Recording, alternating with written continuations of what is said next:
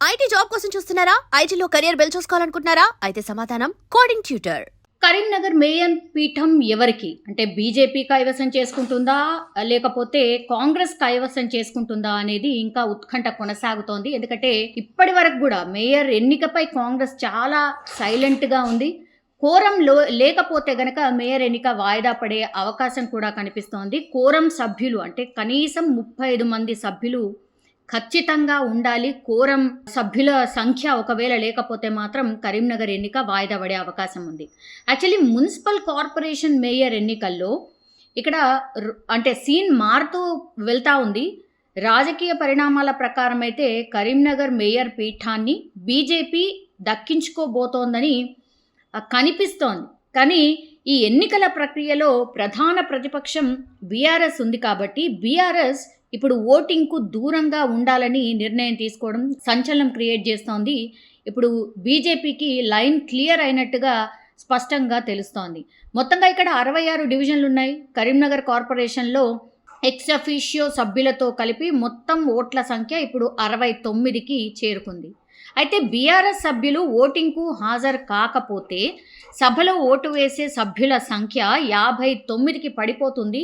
ఈ క్రమంలో మేయర్ పీఠానికి కావలసినటువంటి మ్యాజిక్ ఫిగర్ 30కి చేరుకుంటుంది. ఇప్పటికే బీజేపీకి 30 మంది సొంత కౌన్సిలర్లు ఉన్నారు. 5 స్వతంత్ర అభ్యర్థుల మద్దతు కూడా బీజేపీకే ఉంది.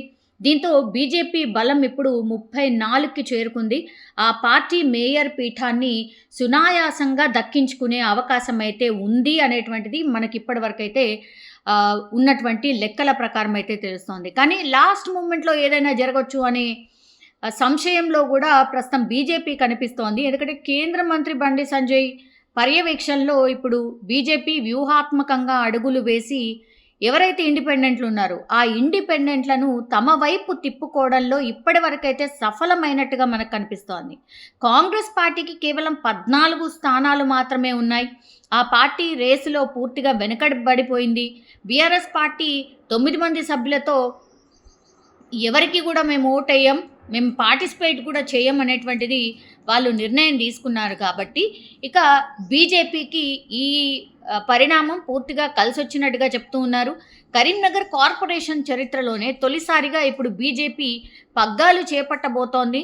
అందుకని బీఆర్ఎస్ కావచ్చు, బీజేపీ కావచ్చు ఒక్కటే అని కాంగ్రెస్ నేతలు చేసినటువంటి ఆరోపణలు ఏవైతే ఉన్నాయో అవి నిజమయ్యే అవకాశం కూడా స్పష్టంగా కనిపిస్తోంది. అంటే ఓటింగ్ నుంచి బీజేపీ బీఆర్ఎస్తో మాట్లాడి తప్పించింది. మేము ఎప్పటి నుంచో ఆరోపణ ఏదైతే చేస్తున్నామో ఇక్కడ బీఆర్ఎస్ బీజేపీ ఒక్కటే అనేటువంటిది మరోసారి రుజువైంది. అందుకే ఇప్పుడు ఈ కరీంనగర్ కార్పొరేషన్ని కూడా దక్కించుకుంది. మేము ఎప్పటి నుంచో చెప్తున్నాం వీళ్ళిద్దరు ఒకటే అని, ఇప్పటికైనా నిరూపితమైంది కదా అనేటువంటిది వాదన కాంగ్రెస్ అయితే వినిపిస్తోంది. ఒక కార్పొరేషన్ పోయినా పర్లేదు కానీ ఇంకా బలంగా ప్రజల్లోకి బీజేపీ బీఆర్ఎస్ ఒక్కటే అనే సందేశాన్ని ప్రజల్లోకి తీసుకువెళ్ళచ్చు అనే భావనలో ఇప్పుడు కాంగ్రెస్ పార్టీ ఉన్నట్టుగా స్పష్టంగా అర్థమవుతోంది.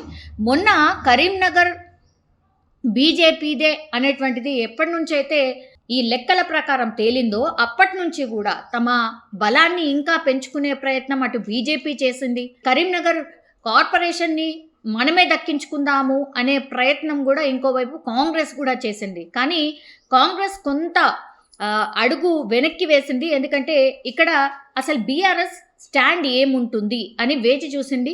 సో బీఆర్ఎస్ మేమైతే ఓటింగ్లో పార్టిసిపేట్ చేయట్లేము అని అఫీషియల్గా కాసేపటి క్రితమే అనౌన్స్ చేసింది. కాబట్టి ఇప్పుడు కాంగ్రెస్కి ఒక అస్త్రంలాగా ఇది పనికొస్తుంది అనే భావనలో ఇప్పుడు కాంగ్రెస్ పార్టీ కనిపిస్తోంది. ఒక మేయర్ పీఠం పోయినా పర్లేదు కానీ ప్రజల్లోకి ఈ వాదనని ఇంకా బలంగా తీసుకెళ్ళొచ్చు అన్న భావనలో ఇప్పుడు కాంగ్రెస్ పార్టీ వెనుకడు వేసినట్టుగా కనిపిస్తోంది. సో క్లియర్గా కరీంనగర్ మేయర్ పూర్తిగా బీజేపీ అయితే దక్కించుకోబోతోంది. For the first time BJP ఒక కార్పొరేషన్ని దక్కించుకోవడం, అది కూడా బండి సంజయ్ నేతృత్వంలో దక్కించుకోవడం ఇప్పుడు బీజేపీ అయితే చాలా సంతోషాన్ని అయితే వ్యక్తం చేస్తోంది.